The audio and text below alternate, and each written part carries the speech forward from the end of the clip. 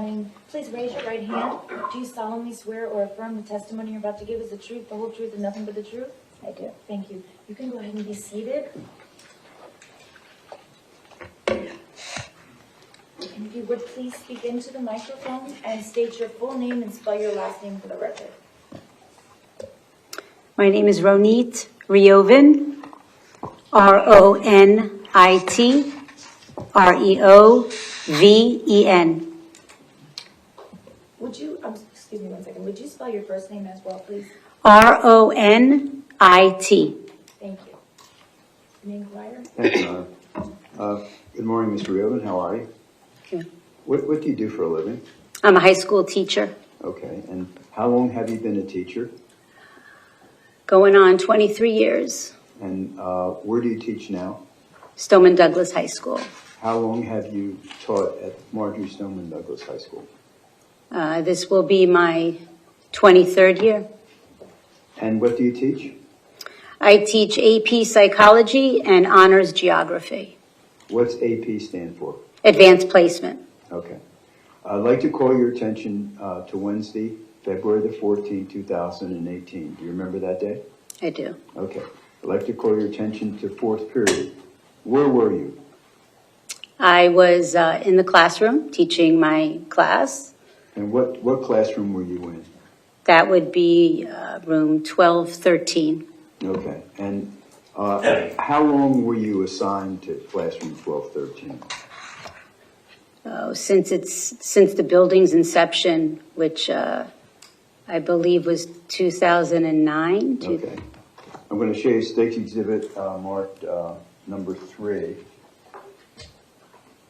And there's a little thing that's going to come up, and you can just circle to 1213 and where your desk was, please. Okay, and how about your desk? Where was your desk? Right there? Okay, all right, great, all right, thank you. And so it's fourth period, right? Yes. Okay, what happens? So we begin class like any other class. We go over a couple things as far as what we're going to be talking about.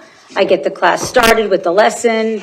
It's a lecture-based course, so it's mostly me in front of the class going over things, explaining things. I have things up on the board. We have demonstrations. I'm going through the lesson with them. Students are sitting and taking notes, asking questions when needed. And we go through the period as normal. I tend to kind of look at my notes and the clock every now and then to just gauge where I'm at with the lesson and the time. And I remember a little later into the period, I glanced up at the clock to see the time and how much more I wanted to cover and to think about where I felt was a good stopping point for that day. And it was 2:15.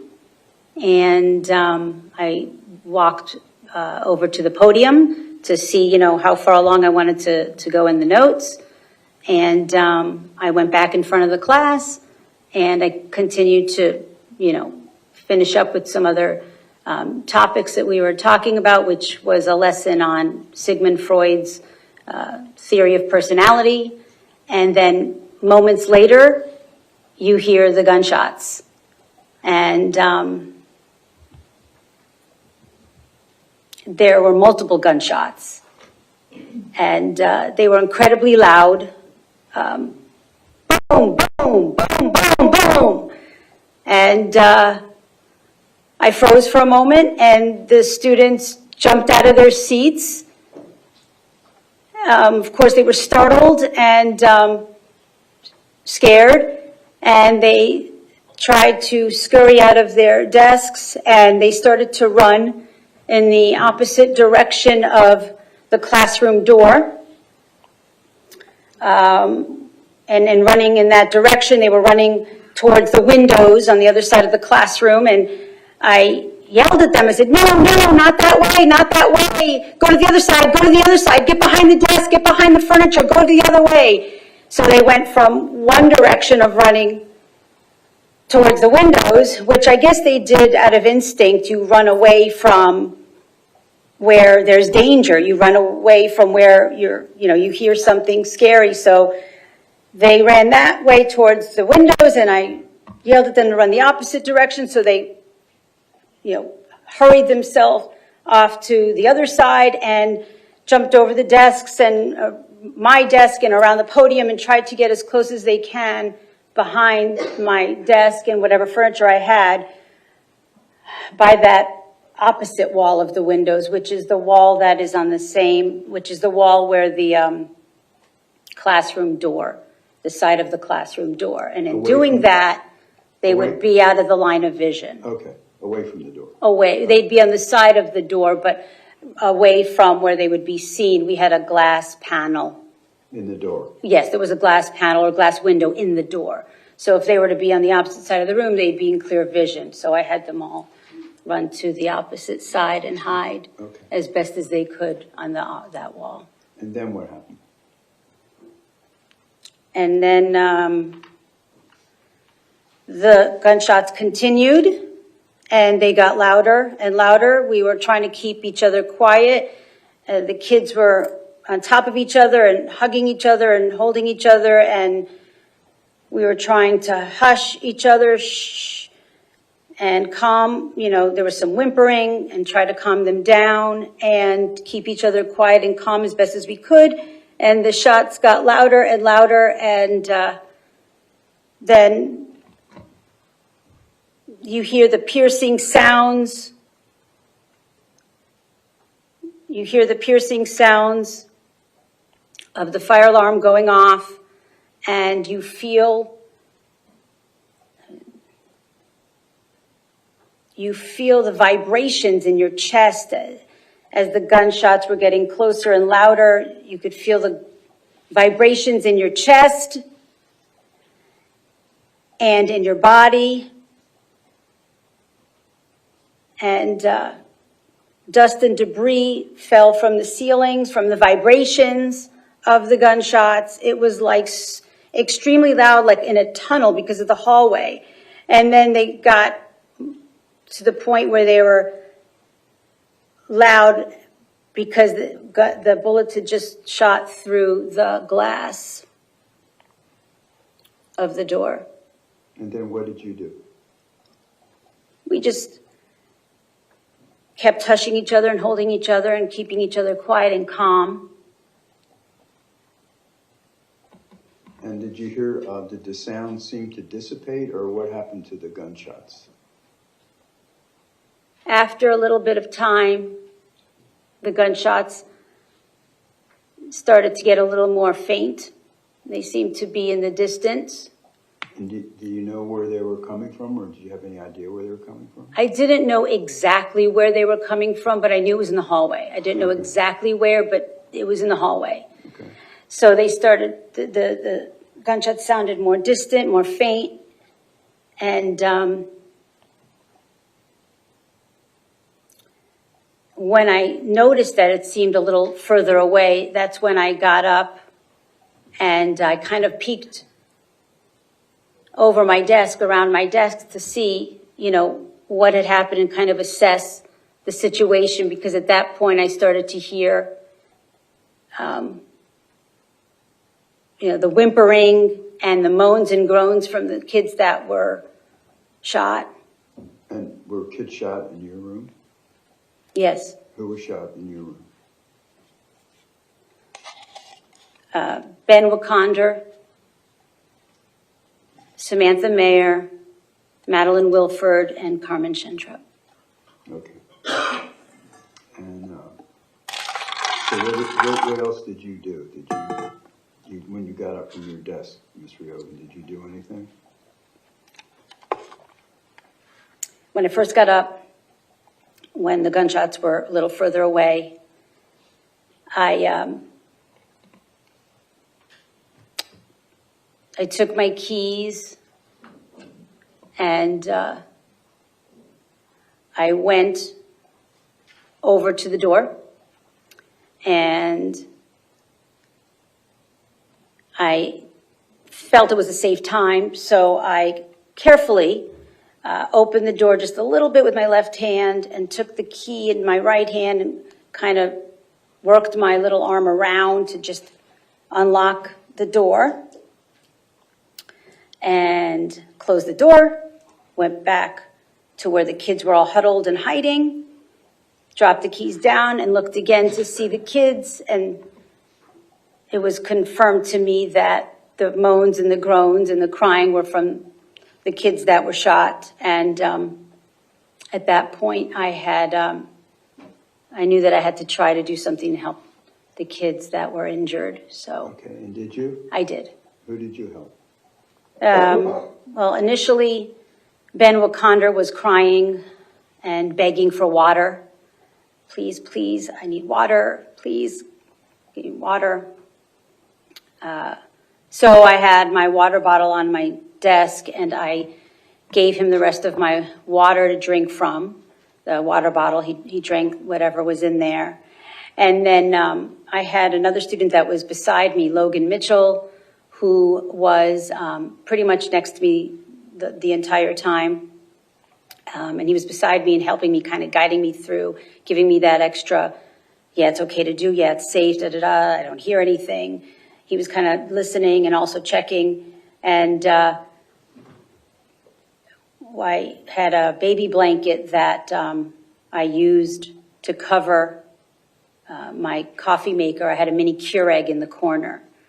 So whenever I wasn't using the Keurig, I had a baby blanket that I covered it with when it wasn't in use. So I had a student that was hiding next to the Keurig throw the baby blanket over to me, and I used that baby blanket to make a tourniquet for Ben's arm because he was bleeding out. So I just made a makeshift tourniquet and I put it on his arm, made it on his arm. And then Logan was looking over Madeline Wilford. And I believe he got a denim jacket from another student and covered Maddie with a denim jacket. I saw Sam Mayer, that she looked pretty stable, looked like she was shot in the knee. So when I saw it looked like she was shot in the knee, I figured she was pretty stable. She's all right. I noticed Carmen beside Ben. I noticed Carmen beside Ben, and I went close to just kind of get a better gauge, and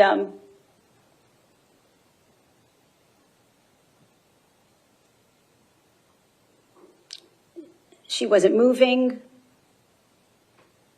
and she was just laying there. Just laying there still, and there was no response. She was just moving.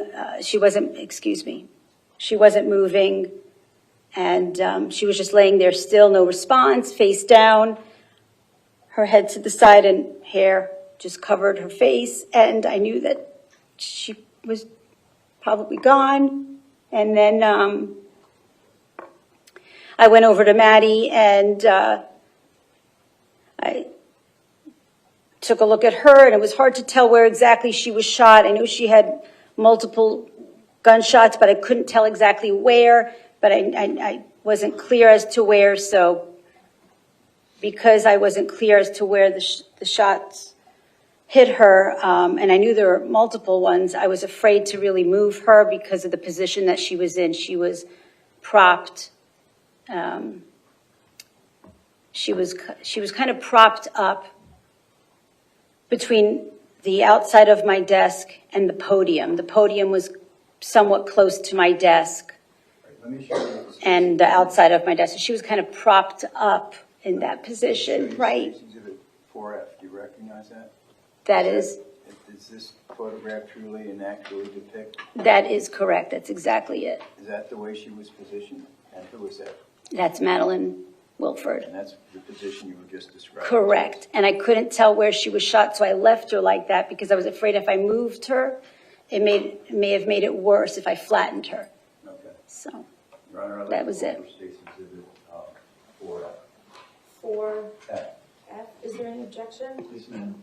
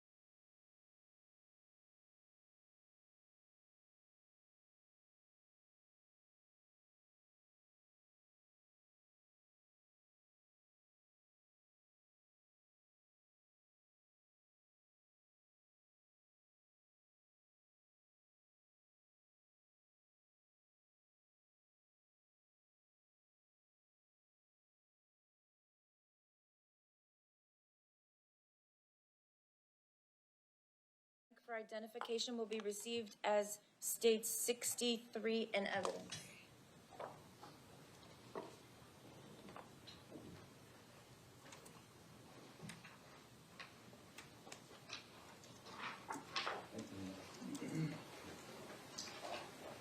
And now I'm going to show you, Ms. Reoven, State's Exhibit 63, the photograph you just identified. That's the position you described as Madeline Wilford in? That's correct.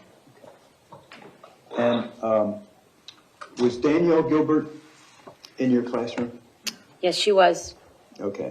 And had you ever had an opportunity to watch her cell phone videos? I have. And is that you in it? That is?